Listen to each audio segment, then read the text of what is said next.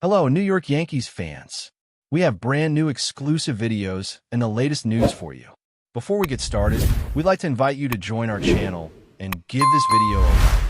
It's crucial to get exclusive access to the latest updates. The atmosphere around Boston baseball has been buzzing with a familiar edge, and the whispers coming out of the clubhouse sound like something straight out of heated late-night YouTube monologue. Alex Cora, the ever-confident and sharp-tongued leader of the Red Sox, has once again become the center of attention, not for a lineup decision or a pitching change, but for the way he's been talking about their historic rivals. In quiet conversations that somehow always find their way into the public ear, Cora has been painting a picture that feels half provocation and half psychological chess. The tone, according to those close to the situation, is dismissive, almost casual, as if the Yankees are no longer the looming giant they once were. He allegedly speaks as if the rivalry itself has shifted, suggesting Boston is playing chess while the Bronx is stuck playing checkers. For fans listening closely, it sounds like a calculated attempt to set the narrative early, long before any meaningful games are played. Cora's background as a former player who wore many uniforms gives weight to his words, because he has seen winning cultures up close and knows how fragile they can be. When he talks, even in rumor, people lean in. The suggestion that the Yankees are being underestimated is not accidental. It feels intentional, like he is daring them to prove him wrong while simultaneously planting doubt. Inside these rumors, there is a sense that Cora views the coming season as a turning point not just for Boston, but for the rivalry itself. The way he supposedly frames the Yankees is less about fear and more about inevitability, as if their struggles are part of a larger cycle that Boston is ready to exploit. He is said to speak about roster construction, organizational philosophy, and player development with a subtle smirk, implying that one side understands the modern game better than the other. For a YouTube-style narrative, this is gold, because it feeds into the drama fans crave. The implication is that Boston is quietly confident, almost amused by the noise coming from New York. Cora's past experiences across multiple franchises give him credibility when he hints that reputation alone does not win games anymore. He allegedly downplays star power and big names, suggesting that chemistry and preparation will outweigh headlines and payroll talk. To Red Sox supporters, this sounds like leadership. To Yankees fans, it feels like disrespect. The rumor mill suggests Cora knows exactly what he is doing, pushing buttons without ever naming names directly. It is the kind of verbal jab that lingers, fueling debate shows, comment sections, and endless speculation about whether this confidence will be justified.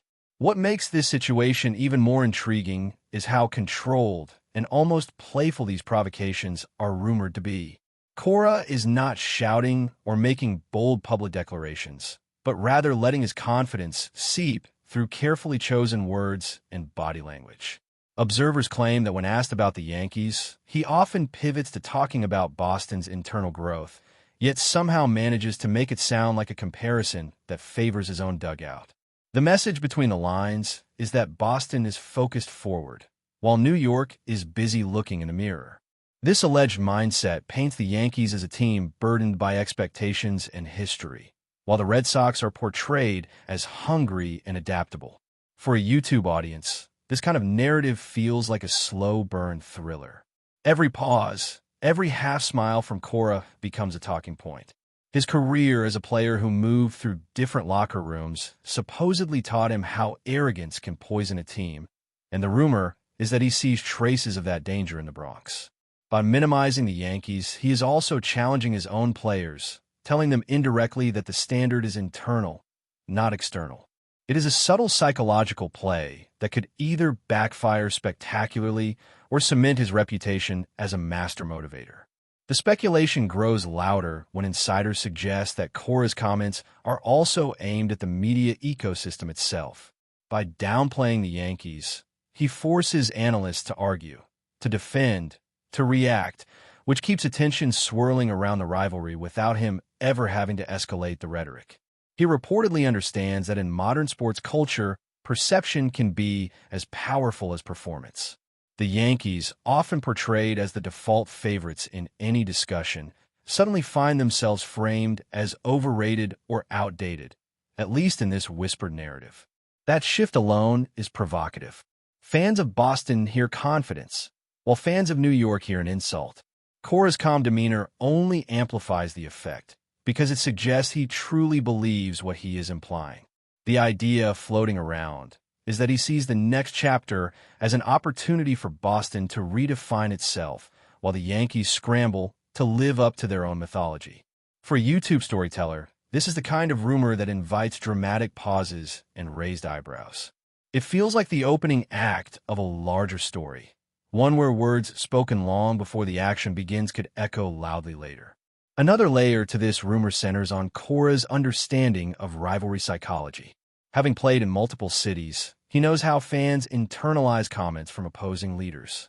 The suggestion that he is intentionally minimizing the Yankees is seen as a tactic to rally Boston's fan base while poking at New York's pride. It is said that he believes a wounded ego can be as dangerous as an overconfident opponent. By casting the Yankees as less threatening, he might be baiting them into pressing too hard, trying to prove something rather than playing freely. This is all speculation, of course, but it fits the image of a manager who thinks several steps ahead. In YouTube fashion, this is where the narrator leans closer to the microphone and lowers the voice, emphasizing how intentional every move seems. Cora's history as a utility player who survived by intelligence rather than raw talent feeds into this narrative of strategic thinking. He allegedly respects the Yankees' history, but does not fear it, and that distinction is crucial. The rumor paints him as someone who believes the rivalry is no longer about legacy, but about adaptation, and in that arena, he seems convinced Boston has the edge. As the whispers continue, the sense is that this is only the beginning of a long season of verbal sparring conducted through implication rather than confrontation. Cora's rumored dismissal of the Yankees sets a tone that could influence everything from press conferences to fan debates. It is the kind of storyline that thrives in the YouTube world, where speculation becomes content and content becomes conversation. Whether these provocations are genuine belief or carefully crafted theater remains unknown, but the effect is undeniable. The rivalry feels alive, sharpened by words not officially spoken but widely heard. Cora's confidence, real or perceived, has already done its job by making people talk.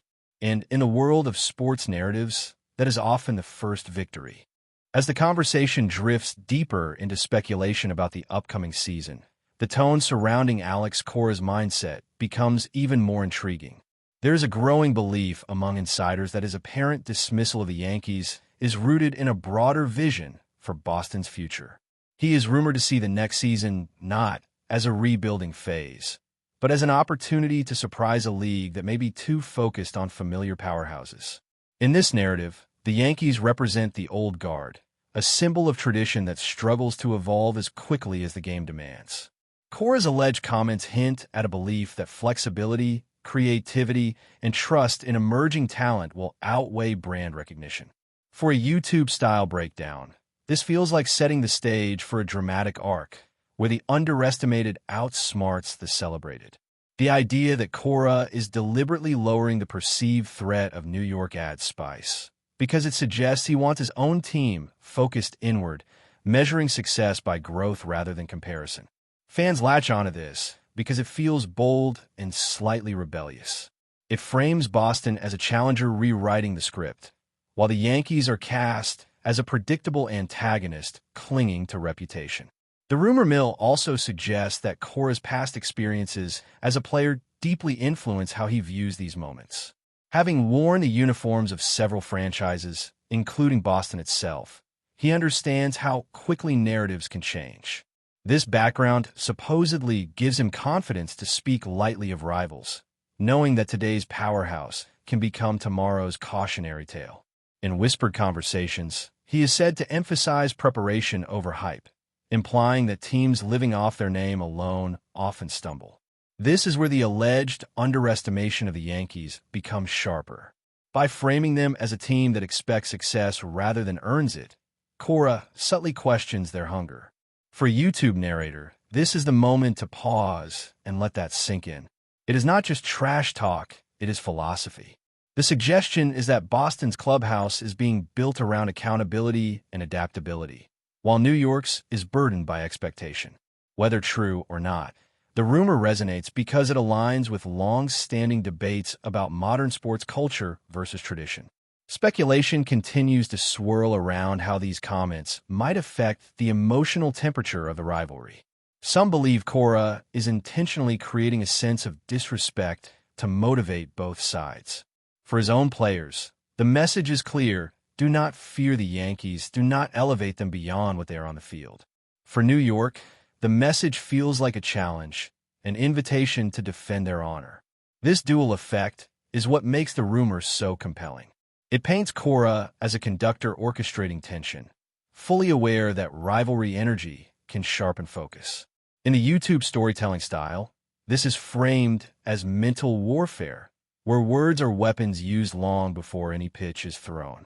The alleged minimization of the Yankees is not loud or aggressive, but quiet and confident, which often cuts deeper. Fans on both sides interpret it through their own biases, fueling endless debates. The rivalry becomes less about standings and more about identity, about who believes in their direction more strongly. Another angle that fans love to speculate about is how the media plays into Cora's strategy. By offering subtle jabs rather than direct attacks, he leaves room for interpretation, which the media eagerly fills. Analysts debate whether he is being honest or manipulative, and in doing so, they amplify his message. The Yankees, accustomed to being the center of attention, suddenly find themselves on the defensive in the court of public opinion. Cora's rumored attitude suggests he is comfortable letting others talk, confident that silence mixed with implication can be more powerful than bold statements. For a YouTube audience, this is framed as savvy leadership in the age of constant commentary. The idea that a manager can control narratives without shouting fits perfectly into the modern sports mythos. It reinforces the image of Cora as someone who understands not just baseball, but storytelling, knowing that perception shapes pressure long before performance does. As the imagined season approaches, speculation grows about how these early mind games might influence momentum. Some believe that by downplaying the Yankees now, Cora is insulating his team from intimidation later. If Boston enters the season believing no opponent is larger than the process, they play freer, looser, and more confident. The Yankees, on the other hand, might feel the weight of needing to respond, not just on the field but in reputation. This imbalance, if it exists, becomes a fascinating subplot. In YouTube fashion, this is where the narrator suggests that the real battle may happen in the mind long before it happens between the lines. Cora's rumored provocations are seeds planted early, meant to grow under pressure. Whether those seeds bloom into success or controversy is unknown, but the strategy itself is captivating. But before we continue, please remember to join our channel and give this video a like. Your support allows us to keep bringing you the latest news about the New York Yankees. Feel free to share your thoughts on the news in the comments. Ultimately, the speculation surrounding Alex Cora and his alleged dismissal of the Yankees speaks to the enduring power of rivalry narratives. It reminds fans that sports are not only about physical skill, but about belief, confidence, and storytelling. Cora's career journey, from player to leader, feeds into this myth of a tactician who understands the emotional currents of the game. By minimizing the Yankees, intentionally or not, he has reignited debate and passion on both sides. For a YouTube channel built on drama and insight, this rumor is a gift, a storyline that can be dissected endlessly. It leaves one lingering question hanging in the air, whether this confidence is prophecy or provocation, and that uncertainty is exactly what keeps fans watching and listening. As the rumor continues to stretch and evolve, another layer emerges around how Alex Cora's personality shapes the entire conversation. People close to the organization whisper that his confidence is not loud bravado, but a deeply rooted belief forged by years of navigating pressure-filled environments. This belief allegedly allows him to speak about the Yankees with a tone that feels almost dismissive, not because he ignores their talent, but because he refuses to glorify it. In this speculative narrative, Cora sees reverence as weakness. By refusing to treat New York like an unbeatable force, he reinforces a culture in Boston that values self-belief over intimidation.